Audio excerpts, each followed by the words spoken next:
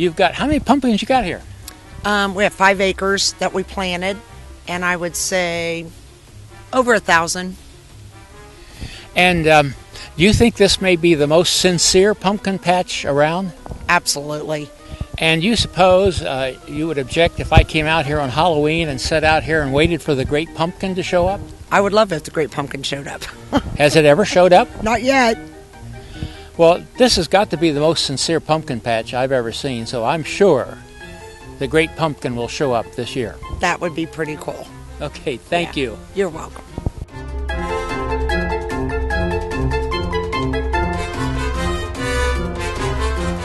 Well, hello again. This is the Ohio Ram Show, coming from Southwest Ohio, brought to you by the good people at Time Stations 41 in Oxford, Ohio, and Time Stations 42 at Blanchester. No more about that because with a special report from a person whose well-being we've all been concerned about for ever since the race across America happened, and that's Ann Lantz out in Colorado. Ann, it's good to see you without your hardware. Thank you. It's good to be seen without my hardware. And the leader of Love, Sweat, and Gears, I guess you're the leader, aren't you, Julie? Yes, she is. Ann and I we're a team. We're definitely a team. Well, she's joining us today. We're glad to have you here, Julie, because we want to talk to you a little bit about post-accident as well. So, okay. And everybody has been following you, and I know you've been hearing from a lot of people, literally from around the world, about your well-being. And so let's start out by just filling us in a little bit. What exactly happened? Well, purely an accident that, for those who are familiar with an exchange during the race across America, when one cyclist is coming in and another cyclist is outgoing, there's a lot of commotion and, of course, traffic and vehicles and people. So, unfortunately for us, there were people and bikes and cars and me coming in, and as it turns out, I did strike and hit one of my crew members. And so I'm not really sure, because quite frankly, I don't remember anything that happened. But going fast enough that when I hit him, I knocked him a distance. I think I even knocked off a shoe. But I ended up going over my handlebars and landing on my head, and I was knocked unconscious. And the result resulted with 2 broken vertebrae, C1 and C2, and a compression fracture of T4. Massive, big old concussion. I think there was a broken rib in there too. But the very fortunate thing for me, well, first of all, the fact that we were in Colorado, which is where I live, was great. And then one of the gentlemen in my vehicle that was following me is a retired ER doctor. And so he had the wherewithal to jump out of the car and immediately get to me, and he held my head for what I understand, and maybe Julie would know better, but my understanding is he was with me holding my head for 45 minutes before the ambulance got to me. So we were just outside of Durango. So for anybody who does the Race Across America, we go through Durango. I hadn't quite made it there yet. So anyway, I regained consciousness, and I was talking, and I was able to move my arms and my legs, and so people were very encouraged by that. And in fact, I was taken to the Durango Hospital basically for precautionary measures. And it wasn't until they did a CAT scan and x-rays in Durango Hospital that they realized the severity of my injuries. So at that point, they called in the Flight for Life, the air transport team, and they flew me, I think it's 287 air miles up to Denver, and I was taken to a Trauma One hospital that evening and stayed there for a week with lots of things going on. So, was that the bird? Yes. Have you got your bird there, Julie? I do. Well, I'm trying to keep him quiet. well, don't worry about that. That just adds a little flavor to everything. The bird and the pumpkins. I mean, Well, the people listening maybe they've already seen the pumpkins because I may put it in at the front of the show here. Who knows? There he is. there's the bird. I just say, if they've seen this, I found this very sincere pumpkin patch near me, and I asked permission to spend Halloween there to see if the great pumpkin indeed does arrive. Nice. Good for you. I've got to add a little flavor to this program. Somebody told me I was too dull, but I'm trying to change that. Well, Ann, I couldn't recall. Maybe I knew at the time that was near Durango that this happened. Yes. And which is about 800 miles into the race, right? Correct. Yep. That actually, it's in Durango where Raw Race Across the West ends. So I think I was about 12 miles away from Durango. Mm-hmm. Okay. Oh, there are my cats. All we need now is to get my dog in here. And The cat saw the bird. My cats are chasing each other. That's so funny. anyhow, Yeah. let's get back on track here if we can. What were we talking? Okay, so I ended up in St. Anthony's, which is a Trauma One hospital in the Denver metro area, and they called in a neurosurgeon for me, and the actual initial decision was going to be to do a spinal fusion of 4 levels, which is pretty significant. And to be honest, had I had that procedure done, I probably wouldn't be riding a bike again, or at least not riding a bike the way I want to ride a bike. So my doctor, and I have to give him a whole heck of a lot of credit because it's got to be a little scary to step out of your comfort zone as a neurosurgeon and offer a halo brace to a patient.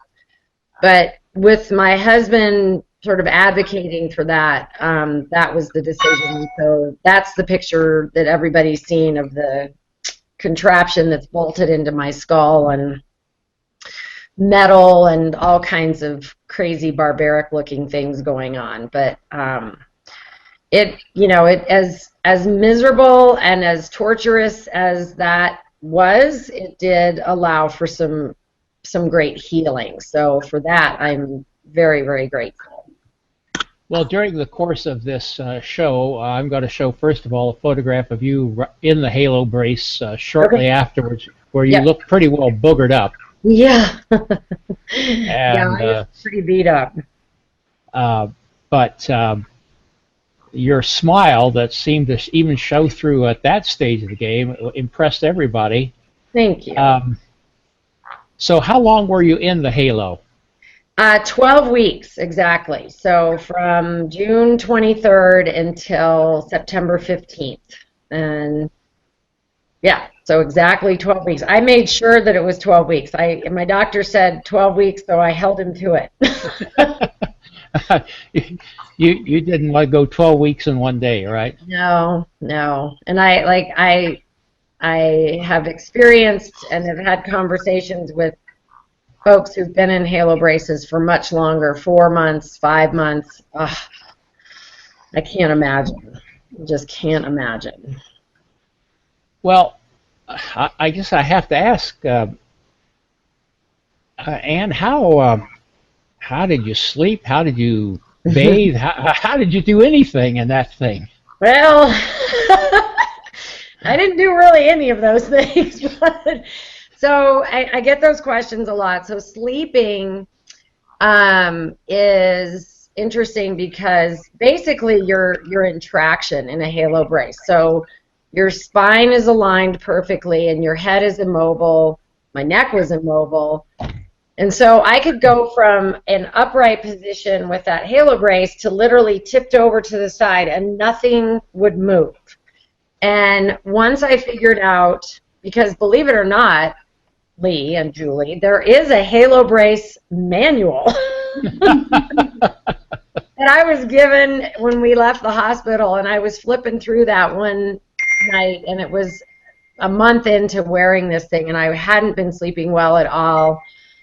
And in this, somewhere in there, I'm leafing through it, and it says, you can lie on your side in the halo brace, just put a little pillow next to your head, and it wasn't a pillow that provided any support at all. It was nothing other than just sort of that idea of a pillow being there. So once I was able to do that, then my sleeping improved. But it still looks really funny because you're in this big contraption and you're just tipped over on the side, and I would get uncomfortable and I'd have to sit up nice and tall, and then I'd flip over to the other side, and it was really wonky. My husband was, you know, I was like, what is going on?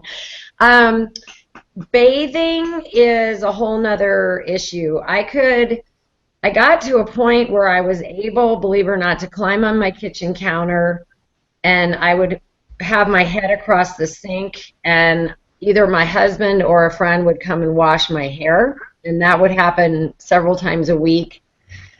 You can sponge bathe with a halo brace on. You just can't get the... What you don't see in my pictures is the hard vest that I was wearing for those 3 months, because that's what the metal rods are attached to into your upper torso. And this hard brace goes all the way down your back and 2/3 of the way down your front. And that is never removed, ever. So washing underneath that is a bit of a challenge. And there's a sheepskin lining, so that can't get wet. And so, yeah, it's problematic. I'm very, very lucky and very fortunate to have a friend who is trained in halo brace care.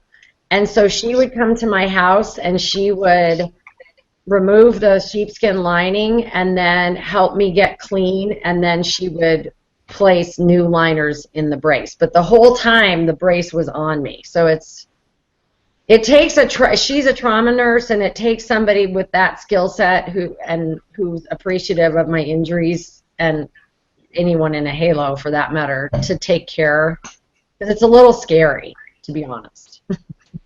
Well, I imagine so. And at one point, you showed us some pictures of those pins that went into your head, and that that didn't look pleasant at all to me. I thought, holy mackerel! Yeah.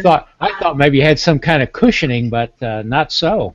No, they literally are screwed right into your skull. So you man it. So that's a part of wearing a halo brace that a lot of people don't know, is that you essentially have because there are 4 pins, 2 here and 2 here, and you have open wounds for the entire time because those pins go in and they never actually heal. So I had an infection, and we had some movement of the pins in your skull, which that's not good. Well, you said something about having a loose screw in your head at one point, which shared a little bit of the humor you had. But like I said, we always saw you smiling, but it wasn't all smiles, was it? No, it wasn't all smiles, and like I've said, you know, I'm not a robot, and this was a very hard journey.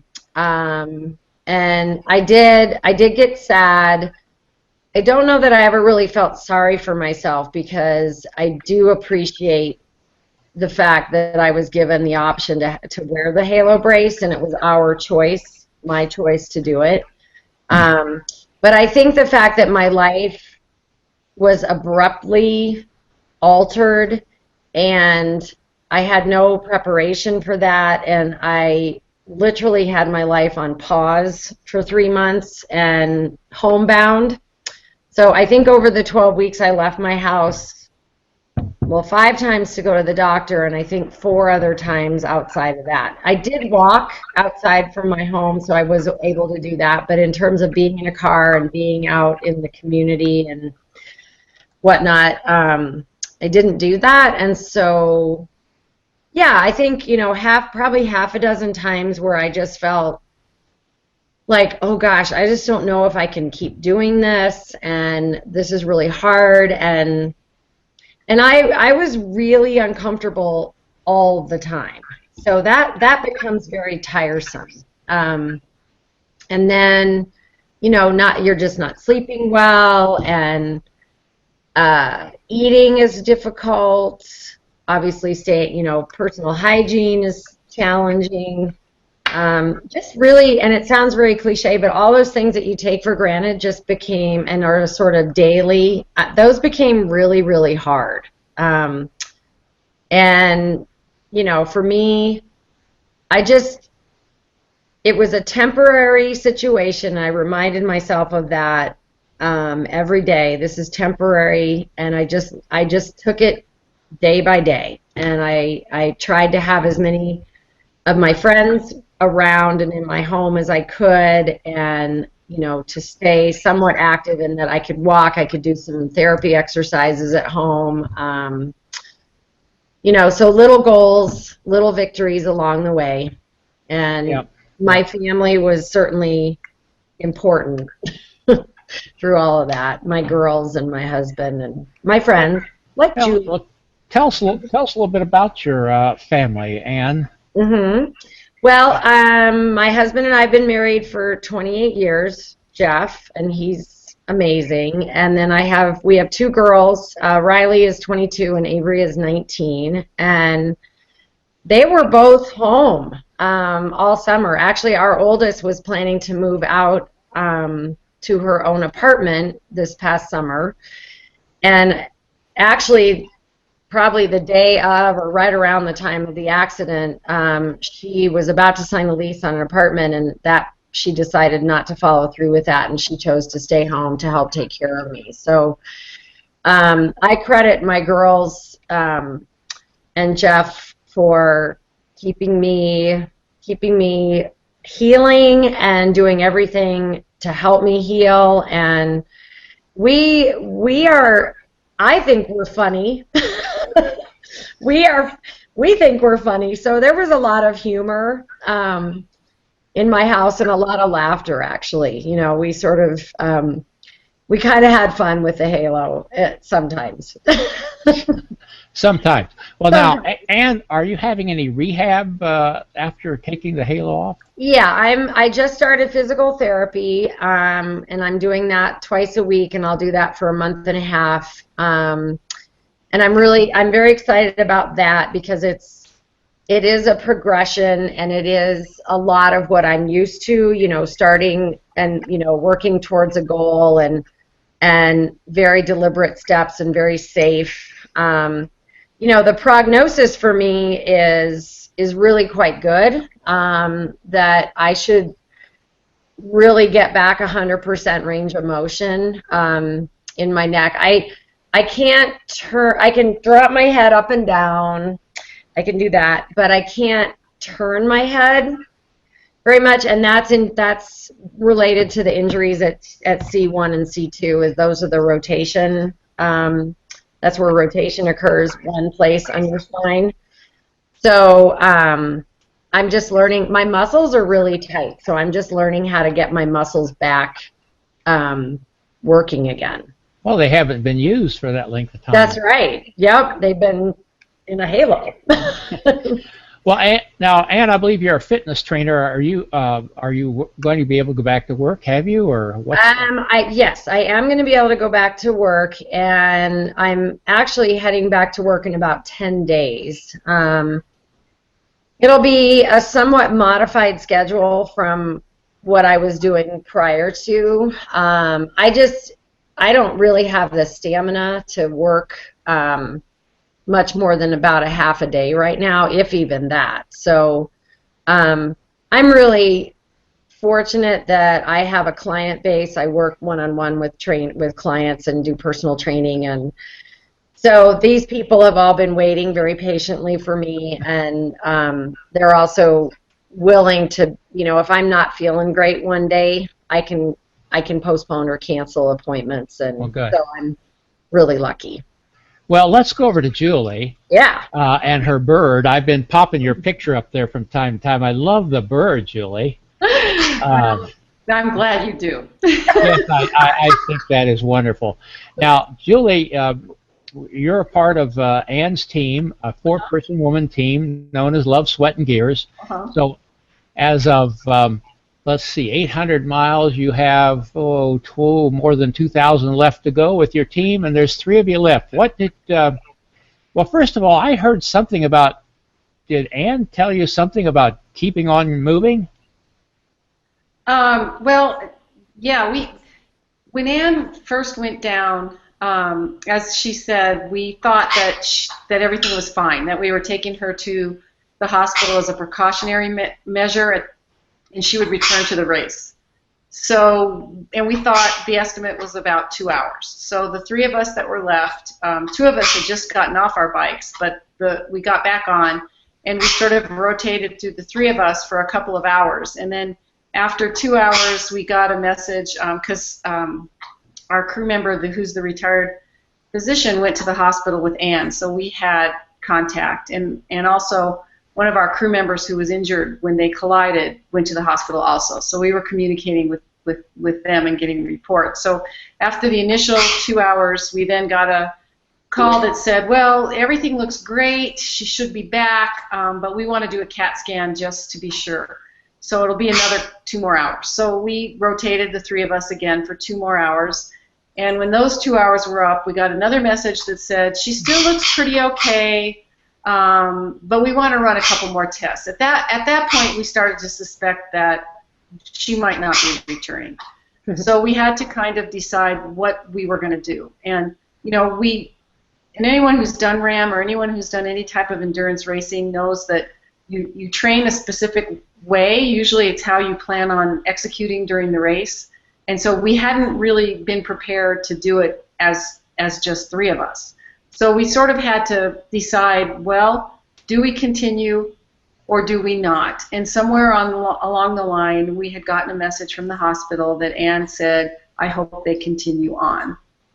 So when we talked about it, we said, we had a couple of people, all of us, I guess, really said, we want to see if we can make it happen. And we want to see how far we can get. We didn't know how we were going to do it. We didn't know how we were going to race it. We didn't know how we were going to split the day.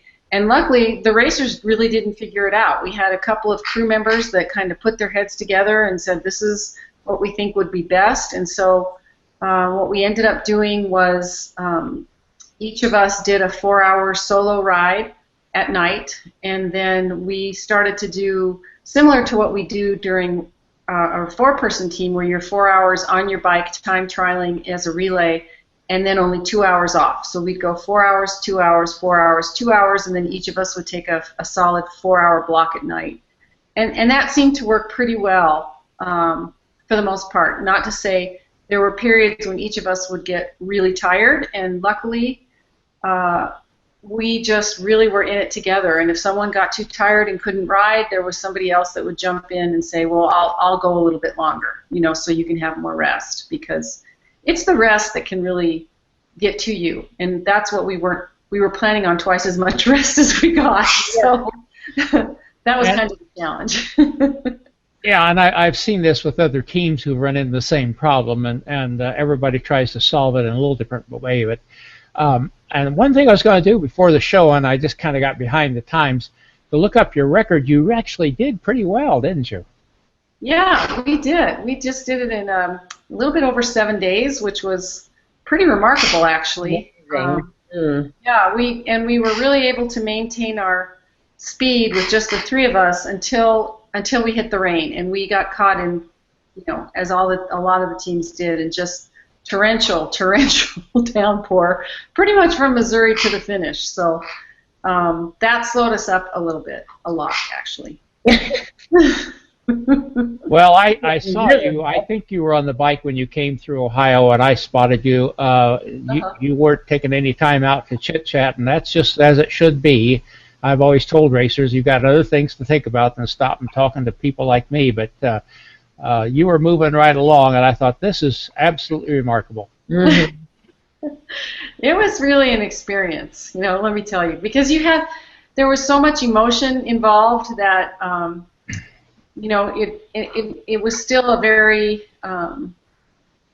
momentous occasion, and we're all very happy that we were able to finish. But I have to say there was still a huge hole. There was a hole for us, and emotionally to carry on. Physically, we knew we could dig deep. After a certain point, we're like, yeah, okay, we can do this.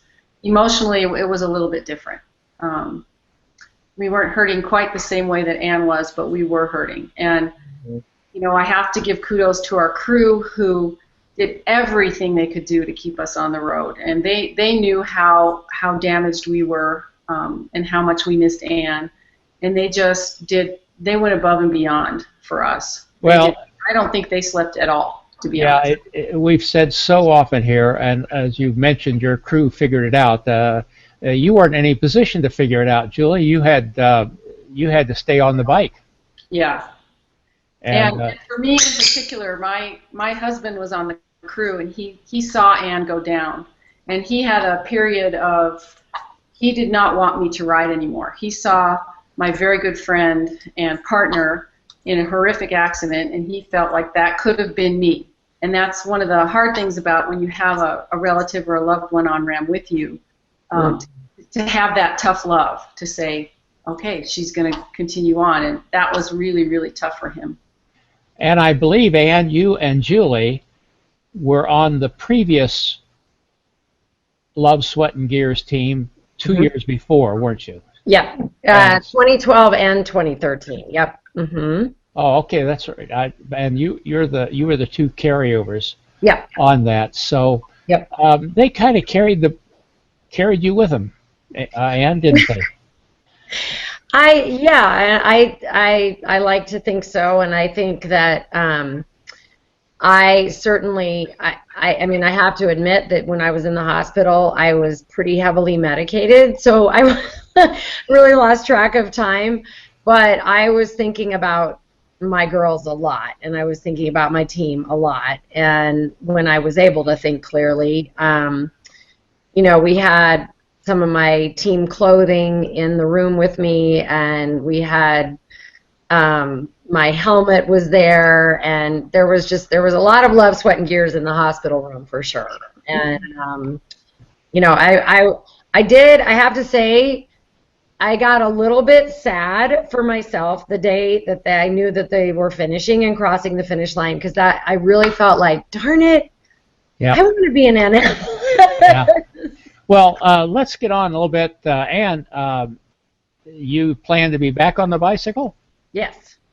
Yeah. As soon as I can turn my head, I don't ride with mirrors. I don't intend to ride with mirrors. Like I said earlier, I am hope very, very much in the belief that I will get 100% back range of motion, and so that I'll be able to turn my head and ride a bike safely.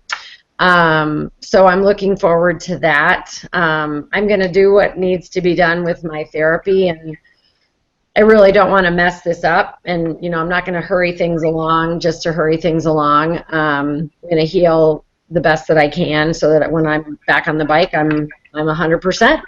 Well, I hope so. And Julie, let me ask the question. You don't have to answer it. What's the future of Love, Sweat, and Gears? Well, funny you should ask. Yeah, very timely, actually. In 2015, Love, Sweat, and Gears actually fielded 3 teams. We had the 4 women, we had a 4 tandem team who set the tandem record, and we sponsored a 2-woman team who also broke the 2-woman record. And there's talk of having a 2016 Love, Sweat, and Gears team that probably won't include me, but will be representing us. And Ann and I are also, we've always had a mission through our nonprofit to encourage women and girls to get on bikes. And so we are continuing that mission by involving more girls, more women. We are doing an all-women's bike tour. This will be our third year to do an all-women's bike tour in Colorado. We have social rides that we've got organized. We are most likely going to partner up with another nonprofit in town that deals in recycled bicycles, that they connect with kids through Title I elementary schools and set an outline and goals that the kids have to achieve in order to earn a bike by the end of the school year. We're very, very interested in this organization and following up with the kids and doing rides with the kids throughout the summer. So Love, Sweat, and Gears is not over. We're not defined by one race. We're defined by a mission. Mm-hmm. Well, I didn't think. Hey, I'm getting some feedback. I don't think it's any of you. Hold on. How's that now? I think it's got a little crazy there for a second. I turned your mic off, Julie. I think it's coming from you, and I don't think it's probably anything you're doing. It's just the electronics of it all, and I will turn your mic back on when I need to hear from you. Now, I lost my train of thought. My train of thought derailed, as my wife has what to say from time to time. Well, I thought that might be the case, that you would have other projects in the works, and we wish you all the best ahead. And Ann, oops, I turned the wrong mic on. And I'm sure you know that the prayers and cares of a lot of people all over the world were thinking about you, and I know they're going to be just tickled to death to see you as good a shape as you are. And Julie, I know that you will be out there on the huskings, giving it your all.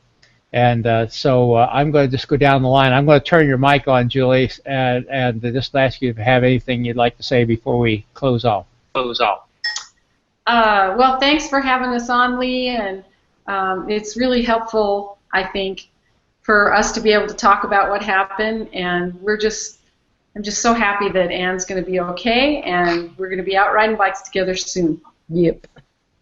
What's your bird's name? Curly.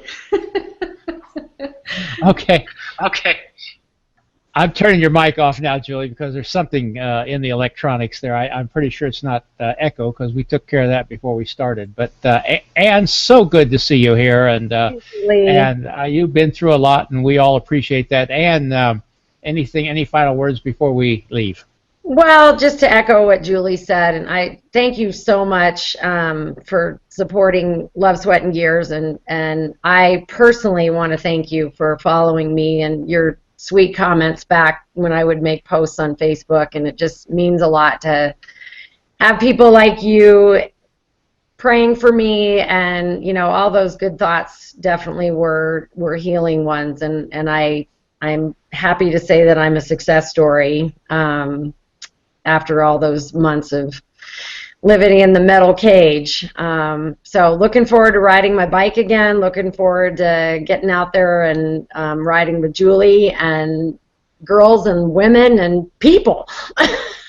So it's going to be great. Well, as I said to you in one of the posts, you have following you has been a learning for me, and I hope it has influenced a lot of people as well. And we want to thank all of you for being with us here and sharing this time. We kind of cooked this up in a hurry, and we appreciate you being with us. So thank you so much for being with us.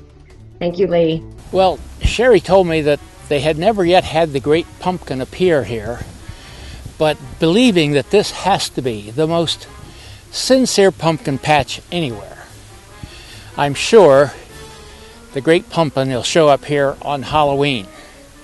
And I'm going to be waiting right here at midnight, watching for the Great Pumpkin. Thanks for watching the Ohio Ram Show. And if the Great Pumpkin doesn't get me, we'll be seeing you again soon. We thank you for all of your support. We thank you for the times that you have shared the show, because sharing the show really gets the word out about ultra racing, ultra cycling. And we thank you for visiting the website at ohioramshow.com. We appreciate that a great deal. There's some information there for you that you might find interesting. We hope that you drop by and see all the shows that we have recorded there. They're all there archived. Thank you very much. And good morning to some of you. Good evening to some of the rest of you. And to the rest of you, good night.